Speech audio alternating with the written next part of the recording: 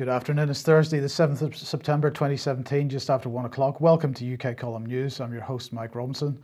And I'm joined today via video link by Mark Anderson from American Free Press. Welcome to the programme, Mark. Good to see you. Yeah, great to be back, Mike. Okay, well, we're going to get straight on here with the Great Repeal Bill because it's receiving its second reading in the House of Commons today. What a furore there is being created over it, and justifiably so. But perhaps the focus of that furore isn't quite right. But we'll go through this anyway. It's getting its second reading in Parliament today. As I say, it's controversial, or it should be for many reasons. And in fact, the question is why the various Leave campaigns and UKIP aren't up in arms about it. Because the question then is, are these people controlled opposition? It's a very good question because where is Nigel Farage at the moment? The implications of this bill, people should be screaming about from the rooftops. Now, as for Labour, it looks like they will try to block the bill, although not all Labour MPs are agreed on this. Graham Stringer had this to say: the people of the UK voted to leave the EU last year. I think it would be an absolute breach of trust if one was to try and block the Brexit Bill. And this is the key point. He is describing this as the Brexit Bill. It's not a Brexit bill, it's a Great Repeal Bill. It repeals the European Communities Act, so as far as that goes, that's useful. It apparently is going to push through some legislation which enables the continuation of the Article 50 process. That's perhaps less useful, but the big elephant in the room is the fact that it brings all this tranche of European legislation onto the UK statute books as a big lump. Without any real consideration of the implications of that. Now, the issue which is really being driven in the mainstream press at the moment is this issue of the so-called Henry VIII Parse. So just to explain that briefly, in the UK, Parliament has two forms of legislation it can create, what are described as primary and secondary legislation. Primary legislation takes the form of bills, which then become acts once they've received scrutiny in the Commons and the Lords. Secondary legislation takes the form mainly of statutory instruments, but also orders of the Council, the Privy Council. They may be written on toilet paper, I don't know. But statutory instruments, these are supposed to receive parliamentary scrutiny. In practice, they don't, because when they're laid before Parliament, there are no more than a couple of people there. They're probably asleep in any case. And in fact, the last time a statutory instrument was annulled by Parliament was 38 years ago. So secondary legislation, it's normally enabled by and limited by an Act of Parliament. By the Act of Parliament that is based on, ministers, they can't just make up the secondary legislation. The Act gives authority to government to make certain changes under certain circumstances. But in the case of the Great Repeal Bill, this authority to make changes is so broad that it'll enable government basically to do what it likes. So most people complaining about this are focused on the fact that government will be given free rein to do as they like with regard to Article 50 and the legislation that needs to be continuing to support that. And they're concerned about this because they're concerned that Parliament doesn't get any say in the process of Brexit. This is what this independent article that's on screen at the moment is all about. That's what they're really complaining about. But as we at the column have said many times, Theresa May is not planning a hard Brexit, far from it. All the recent government documentation speaks about forging a new partnership with the European Union. And so therefore, our argument is that this is in fact a rewriting of the views that David Cameron expressed in his Best of Both Worlds document. And so this argument is a bit of a diversion. No, in fact, the issue that really I think we should be focusing on is over filling the gaps as it's being described, because Parliament is describing this, or they're explaining that as all this EU legislation is converted into UK legislation, there'll be gaps that have to be filled. And the range of policy areas that these gaps appear in is absolutely unlimited. So government would have carte blanche to make, well, they can do as they like. They can make things up as they go along. Filling in the gaps gives them the opportunity to push through all kinds of nasty stuff under the radar that we don't really get to see. It isn't going to get mainstream media scrutiny because we can see the quality of the job mainstream media is doing at the moment. And of course, alternative media doesn't necessarily have the resources to go through every detail of this. So while all this arguing is taking on place, is all taking place, of course, very few are asking why EU law is being converted into UK law in the first place. And Mark, this is the issue. This is the key issue, and I don't really today still don't understand why people that have been calling for us to leave the European Union, people who voted to leave the European Union, and the campaigners aren't really throwing up major alarm bells over the fact that we are just, without any consideration of the implications, just bringing this whole tranche of legislation onto the UK statute books. Indeed, Mike, you're making the key salient point here, and that's that there's an export involved, the export of EU law into the UK. If the UK simply adopts large blocks of EU laws and regulation, you're actually integrating the UK and the EU. It's the exact opposite of an actual Brexit. That's absolutely right, and part of the way that this is being sold is it's being described as a repatriation of law from the EU. This is, it's incredible how words are being used. Nobody is challenging exactly what's going on. So this second reading takes place today. I think Theresa May is probably going to have a majority. The Labour Party, whether they can do enough to persuade people to offer any kind of real challenge, remains to be seen. But it seems to me that the promise of Brexit has switched off the lights for many people, and they're not paying attention to what's going on. But anyway, we'll continue to try to highlight this and try to get some traction on it. In the meantime, let's move on. And this is a story from your side of the pond, Mark. You wanted to cover this because it is very interesting just how Google is attempting to control the narrative at the moment. So this is Google, the headline from the New York Times: Google critic ousted from think tank funded by tech giant. So what seems to have happened here is that the EU fined Google some time ago $2.7 billion as a result of an antitrust case. This organization here, the New America Foundation, which has received more than £21 million from Google, also from Eric Schmidt personally, and also from Eric Schmidt's family foundation.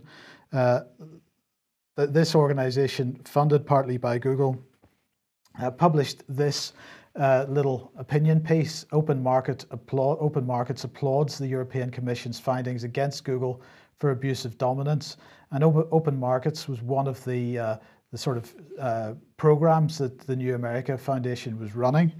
And what seems to have happened next is that Eric Schmidt, not too happy about this opinion piece here, wrote to the president of New America, Anne-Marie Slaughter, and basically, well, Google denies that they actually put pressure on, but the consequence of this was that Barry Lynn, who wrote the statement, was then told to pack his bags, along with 10 other members of his team.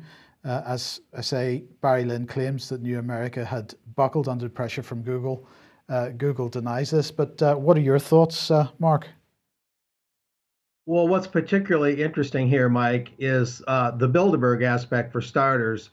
You've got Eric Schmidt, who of course is with Alphabet now, the holding company of which Google is now just a member. And they, in the UK in 2013, had their Googleberg summit right before Bilderberg. Anne-Marie Slaughter, heading up the New America Foundation, is also a well-known regular Bilderberg attendee. And what's being revealed kind of inadvertently in a way by the New York Times is that Google is not just this monstrous, all-encompassing library of the digital world that's trying to consolidate all the data of the world under one roof. It's even worse than that. Google is shelling out billions of dollars. The 21 million to the New America Foundation is just a drop in the bucket. Google is shelling out billions of dollars, according to its own postings, for lobbying and other requirements to myriad groups, including the Clinton Foundation, including the Brookings Institution, including the Atlantic Council, and all these alphabet soup think tanks that help comprise the Bilderberg network. So Google is emerging as not just this informational czar, but as this money bag, this big money font or fountain of money that's putting money all over the place, trying to influence the narrative, even while it and other social media companies are trying to squelch largely conservative or populist speech on the internet. And so Google is emerging as even more of an octopus than we thought it is in controlling the narrative, in funding those it likes, in shutting down those it doesn't like, and as being more central to the Bilderberg network than even assumed, among other connections. So that's the real import here. Is Google is a heavier weight entity than we even realized in influence peddling in certainly what many would see as the wrong direction. And Google, as we've mentioned over the last couple of weeks, part of the new consortium of tech giants, which are seem to be falling under the pressure of Western governments, particularly the UK and the US, to persuade them to proactively censor any point of view which doesn't seem to fit with the mainstream narrative. So this is just another string to the bow, but what we seem to have formed here is a monopoly, an extremely dangerous monopoly. Mark, how do you read what's going on in general? Yes, it is a consolidation of what's judged as acceptable or unacceptable speech. In other words, they're trying, the establishment, the deep state that works with companies like Google is trying to unify under one voice, largely from the internationalist left, to say that anything nationalist or populist or so-called right wing, whether it's actually right wing or not, is unacceptable speech on its face, not getting into the minutia of the argument at all. So clearly, on the one hand, they're trying to be this great kind of dictator of what's right and wrong. But on the other hand, I think it shows some desperation on their part, at least to a degree, that they're scared of losing the narrative. And I would only add, and I don't know if you'll put this on the screen, is they're even getting into music, as YouTube, which is owned by Google, and the download music organization known as Spotify, based in Sweden, are working together to also try and censor what they see as white nationalist or hate music. They're even getting into the music realm and saying that any rock music or other kind of music that seems to glorify nationalism or what they call white nationalism or anything conservative populist that's right of center, they're even trying to banish that from the airwaves and cyberspace, or certainly downplay it or marginalize it. So it's not stopping at news narratives. Now they're getting into music. Yeah. Okay. Well, it's possibly not even stopping at internet news either, because I just caught this article, thought was pretty interesting. Charges dropped against reporter who questioned Tom Price, and Tom Price, the health secretary in the US, and this is a journalist called Dan Human. He apparently questioned Tom Price aggressively, Mark, and as a result, there was an attempt to bring charges against him, which would have seen him in prison for 6 months if he had been found guilty. Now, in the event, those charges have been dropped, but this has got to be seen as concerning as well, because the mainstream media already pretty much decimated as regards quality journalism. And so if there's a journalist here who has attempted to actually get a proper answer out of a politician, it's a dangerous situation if they then find themselves accused of aggressive questioning. I guess that's being viewed as some form of harassment and looking at a prison sentence. Yeah, this is absolutely crazy. You know, Tom Price was long a well-respected congressman from Georgia before he was tapped to head Health and Human Services by President Trump in the executive branch. And Tom Price has generally had a pretty good reputation as a fair-minded, level-headed, pretty much dyed-in-the-wool, straight-ahead Republican conservative. So on the one hand, I'm surprised that this would happen, although ultimately the reporter is not going to jail. But it's more of a sign of the times, Mike. You're absolutely right in that whether it's hard copy, gumshoe reporting right there in person with a congressman, or whether you're writing on cyberspace and you might be a little bit right of center in the establishment's view, So whether it's on the streets of Charlottesville or on the streets of Washington, D.C., or on the streets of cyberspace, we see this redefining of the narrative, always toward internationalism, always away from nationalism of any stripe, trying to say everyone who's conservative is a Nazi, trying to say everyone who's even a little bit conservative is a KKK member wearing hoods, when in fact it's the Marxist Antifa people following the street rules of Saul Alinsky. They're the ones that wear hoods. They're the ones that disguise themselves, and they're the ones that largely commit the violence. So it's a completely inaccurate narrative that the deep state and the social media entities are trying to paint. It's not accurate at all. Well, let's look at one of the major internationalist agendas that's going on at the moment. And this is an issue of governance and how we are governed. And one that we've been covering at the column for a number of years now, because the new, this year's Global Parliament of Mayors is about to convene in a week or two's time, sorry. Well, the title of this convention is A Governance Revolution Empowering Cities, and this is what they're aiming for, a governance revolution. We're looking at a globalized internationalist form of governance. So what their release says is that mayors representing cities from all over the world will convene in Norway for the second annual meeting of the Global Parliament of Mayors. The mayor of Palermo will receive the Dr. Benjamin Barber Global Cities Award on Sunday, September the 24th. This meeting will enable cities to further their cooperation in addressing global challenges. Mayors, urban experts, NGO representatives, and UN organizations will concentrate on crafting real solutions focused on empowering cities, and in brackets they call that governance, on inclusive cities, migration, resilient cities, climate change, and safe cities, urban security. The Global Parliament of Mayors responds to the urgent need to address political, economic, social, and geographic developments as nations are reinforcing their independency in an increasingly interdependent world. So this is an internationalist agenda going on here, which is expressing concern at the potential of nations to look at reasserting their independence. They are determined to push forward with this interdependent policy agenda, and they're looking at new forms of governance. And what's concerning here, Mark, is that they are basically sidelining the democratic process in the sense that they want to press ahead with their own policy outside and out with the democratic process of the nation.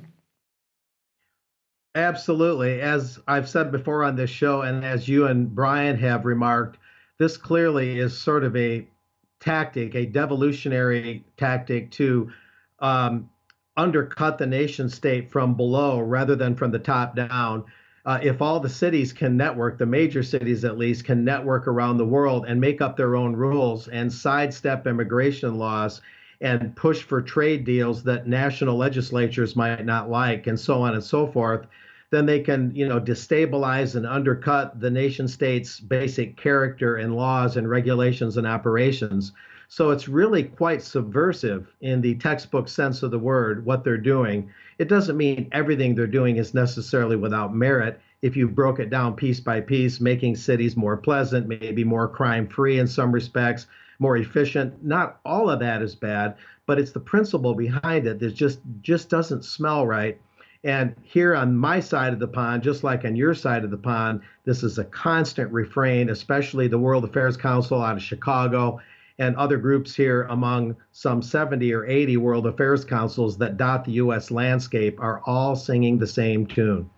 Well, indeed, and here is the Chicago Council of Global Affairs. They're holding their meeting next week, entitled Disruptive Forces Changing Cities. I believe you're hoping to get along to this one. Yes, indeed. The Chicago Council on Global Affairs is perhaps the most active of all the World Affairs Councils. As I say, there's some 70 or 80 of them that are active. San Antonio, Dallas, New York City, Minneapolis, Sacramento, San Francisco, LA, you name it.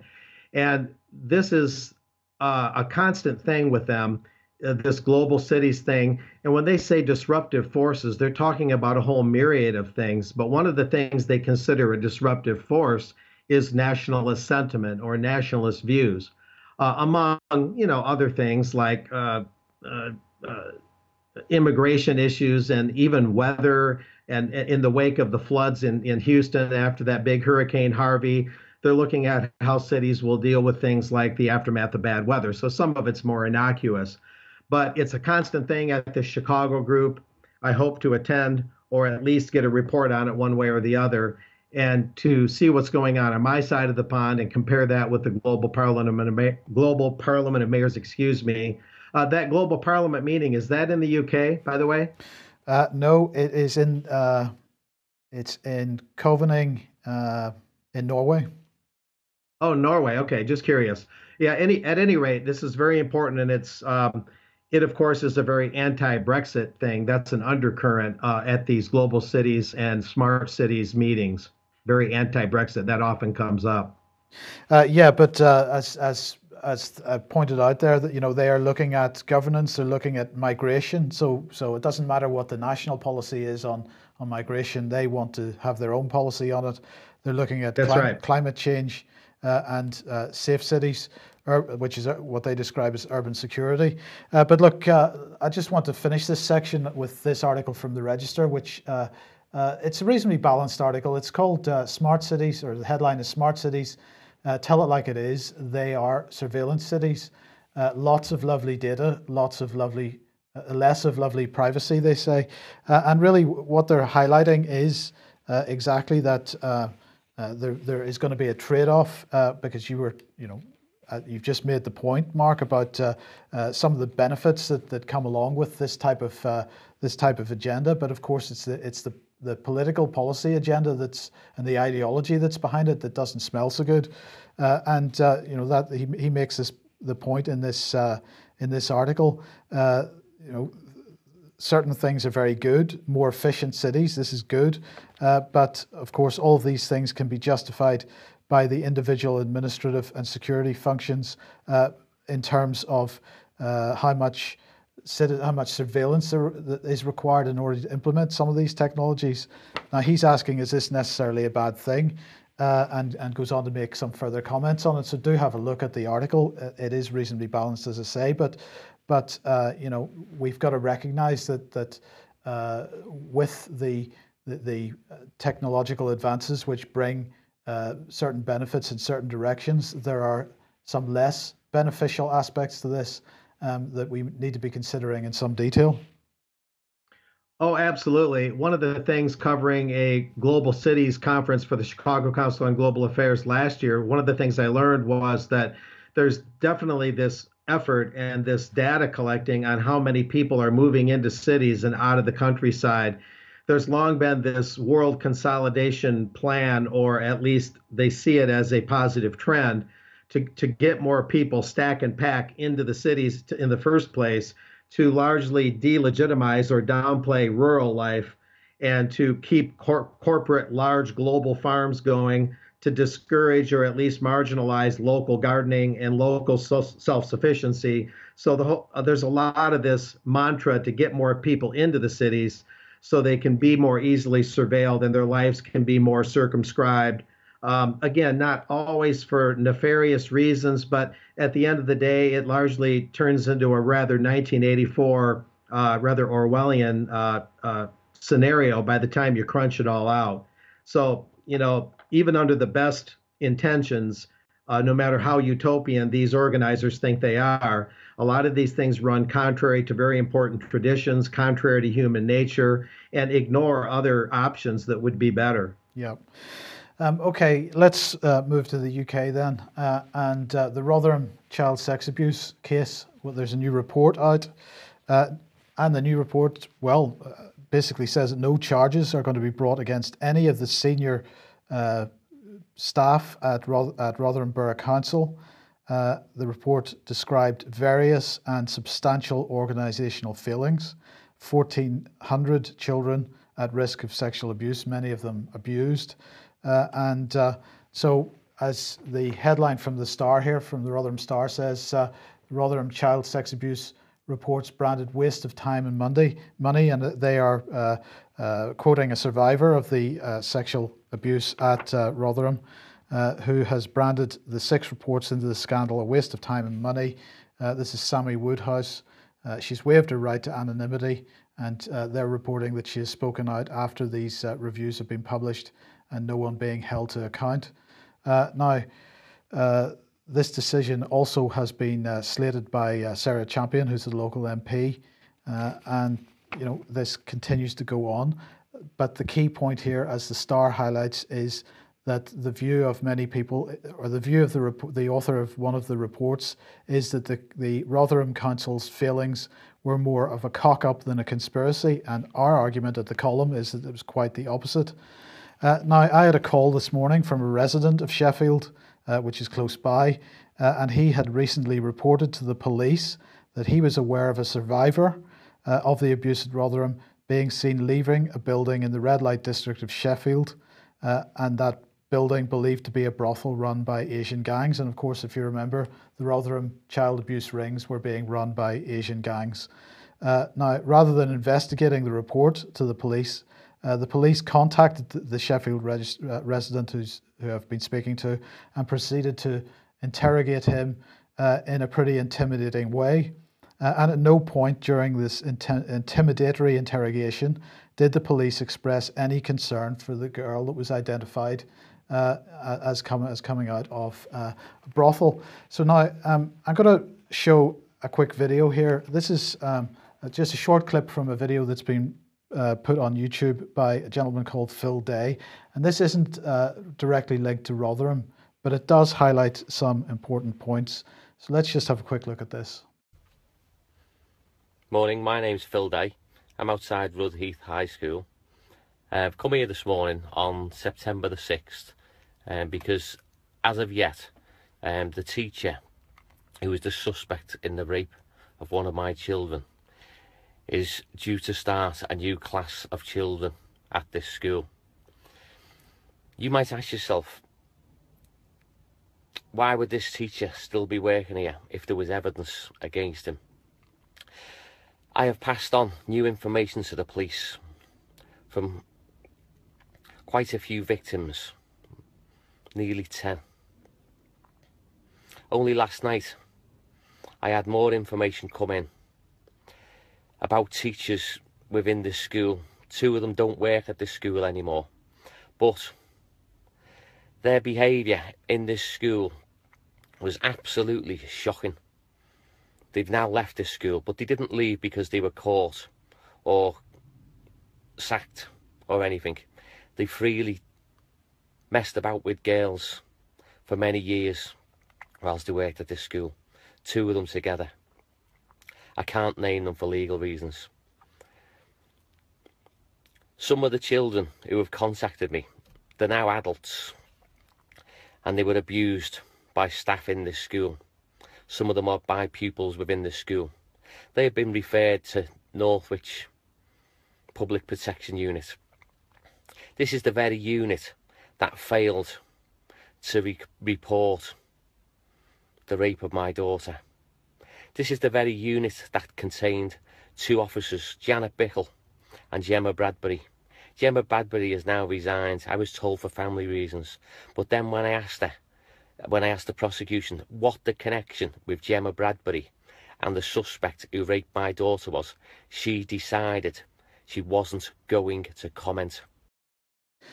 So that's a short clip from one of the recent videos from Phil Day.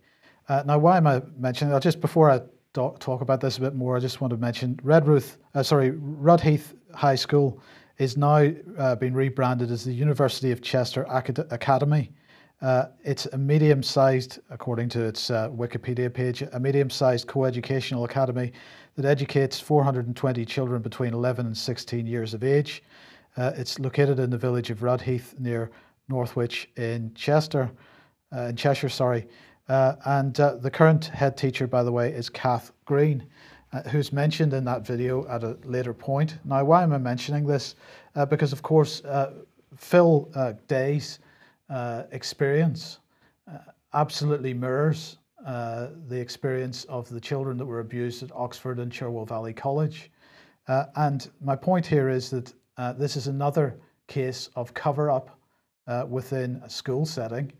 But it's not, the issue of child abuse cover-up is not only within school settings, it's within the children's home settings, it's within towns and villages around the country. And so what we have here is a systematic cover-up, not just of Asian gangs, but also of white child abuse, white instigated child abuse. This applies to all communities in this country. It's not any single community. But the bottom line is there's something behind the cover-up, no matter which community is perpetrating the crime. And again, I'm just going to ask people to have a look at the Rotherham Common Purpose Effect and the other Common Purpose Effect articles on the UK Column website. And perhaps if you live in the Rotherham area, you might take the information which is given in those articles, maybe get involved in the campaign for justice in Rotherham. But there are other campaigns going on around the country, as Phil Day is one example of. You can find him on Facebook if you want to offer him some support. But as I say, his case absolutely sounds like a mirror image of the Oxford and Cherwell Valley case. And in that case, we had abuse in a school being covered up by the school principal, the school staff, by the local authority, and by the local police, which was Thames Valley Police Force, and also by mainstream media, including the BBC. So this is not just about Asian gangs. Yes, Asian gangs are involved, and that continues to be the case in northeast England. It seems to be so those people have got to be brought to justice, but we've got to try to get to why the cover-up is happening in the first place. Mark, I don't know whether this is a British problem or whether this type of thing goes on in the United States as well. Well, I won't comment long on this one, Mike. It's been going on in the U.S. in a more subterranean way. A lot of it was out of Nebraska when Nebraska Senator John DeCamp wrote a book exposing a major sex racket where politicians were having their way with kidnapped children. That goes back decades. I would say in the UK it's more endemic. It's more of a very serious and right now, right here, right now kind of problem. It's not quite as prevalent here in the States right now. We'll just leave it at that. Okay, let's move on then to the situation in the United States. Of course, Hurricane Irma, the biggest hurricane I think that's ever been created in that part of the world, has killed 8 on St. Martin. It's heading towards Florida in the not too distant future. But as you mentioned a few minutes ago, Hurricane Harvey has absolutely destroyed Houston. Now you spend some time regularly in Texas. Do you know anybody that's been affected by this directly? Yeah, some relatives on my wife's side have been affected somewhat, not in a harrowing or very, very damaging way, but certainly on the one hand, Texans are very, largely speaking, very tough-minded people, very tough people, very resilient, and they're certainly doing the best they can with this very untenable and very difficult situation. Of course, a lot remains to be seen about state and federal responses and how much it actually tangibly produces on the ground. Politicians like to, on the one hand, sincerely help, but on the other hand, it also gives them a way to earn brownie points with the voters, almost like the proverbial congressman or candidate for Congress holding a baby for the cameras, hugging the baby, that old tactic. So I don't think politicians will be so cynical as to exploit this, but certainly there's a lot of questions to be answered as to just how effective and how quickly the aid will come. Well, look, let me just break in there because that is a good point. Now, earlier this week, it was announced that Mnuchin had announced that the first tranche of recovery money for Houston following Hurricane Harvey would be linked to the raising of the so-called federal debt ceiling. And I have to admit that my initial reaction to that was a little cynical, as you're hinting at there. But it turns out that it was Trump who had basically forced the Republican leadership to agree to linking the hurricane recovery aid to the raise in the debt ceiling, because of course the Republican leadership had a policy of no government spending in this area. So he was he was trying to force their hand, and of course he was also trying to force the hand of the Democrats. So he ended up getting Democratic support, and then he went further because he supported a sort of counter proposal by the Democrats regarding the debt ceiling. So that proposal was for a 3-month lifting of the debt ceiling and a 3-month continuing resolution for funding government operations. And of course, his Republican colleagues had opposed these short-term extensions even a few hours before this meeting had taken place. So Trump agreeing to the Democratic proposal has most likely will have made it possible for this initial tranche of $7.9 billion in recovery aid to be approved by the Congress. But it seems to me, Mark, that he once again has sort of done a lot of deals and maneuvered people in a direction that he wants to go in. How do you see that he's managing the people around him at the moment? Well, pretty well. I mean, it's a tough call, and it's subject to a lot of different opinions because it's such a fast-moving, multifaceted thing. But Donald Trump is the wheeler and dealer for good or ill. And certainly what you're describing, Mike, is he's pulling all the strings he can and doing whatever he can with whomever he can to get the money where it needs to be. And that can be a good thing, of course. Something has to be done to get Houston out of the water and back to normal, the greater Houston area, affecting, hundreds of thousands of homes and, some 36 deaths or whatever the toll is. And they're going to find more of that as the waters recede. But when it comes to raising the debt ceiling, if you isolate that issue, that's all born of the fact that governments no longer create money as a sovereign under their constitutions anymore. They have to borrow from the banking consortium. And therefore, there's this debt ceiling, kind of like a credit card limit for an individual. They have to raise the credit card limit before they can spend off that credit card. Well, the reason there even is a credit card is because they're in debt to the bankers, and the governments don't create what you would call the Bradbury pound, what we might call the greenback, interest-free. And so it's born of this marriage to the banking consortium and the debt-based money system that is the central problem, of course, that animates all our corrupt politics and animates a lot of the global consolidation going on right now.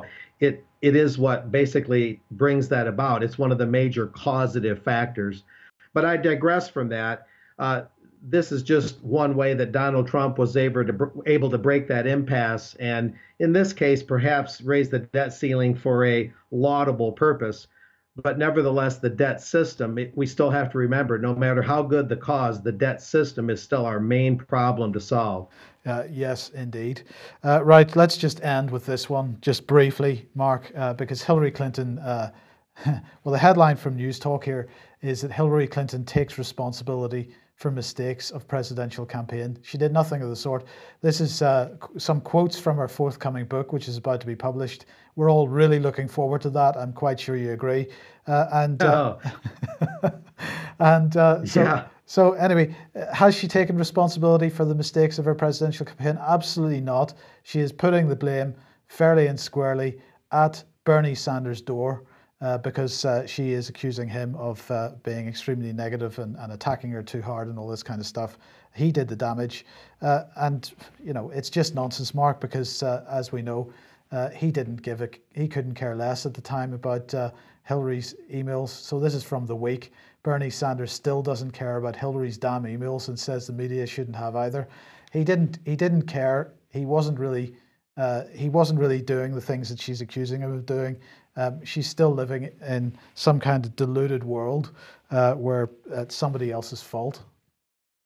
Oh, absolutely. One thing that came out in this, Mike, was Hillary Clinton was talking about how Bernie Sanders isn't a Democrat. Well, he is an independent officially as a Vermont senator. That's true at the U.S. level.